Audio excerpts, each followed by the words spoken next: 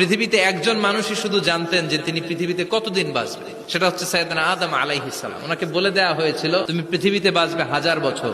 সাইয়েদনা আদমের সামনে অনেকগুলো রুহু রাখা হলো। সাইয়েদনা আদম বললেন এরা কারা?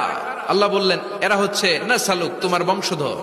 সাইয়েদনা আদম বললেন আল্লাহ ওই যে একটা রুহু দেখা যায় এটার নাম কি? আল্লাহ বললেন এটা তোমার ছেলে দাউদ। সাইয়েদনা আদম বললেন মাবুদ আমার ছেলে দাউদের কত বছর হায়াত আপনি দিয়েছেন? আল্লাহ বললেন মাত্র 40 বছর, 4 ইয়ার্স।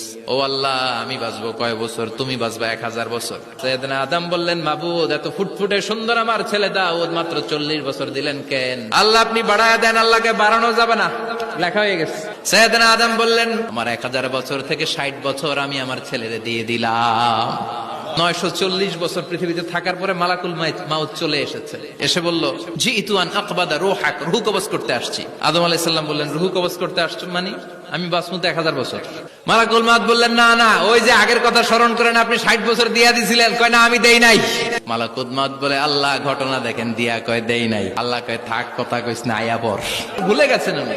সেদিন থেকে লিখে রাখার সিস্টেম আর সাক্ষীর সিস্টেম চালু হয়েছে।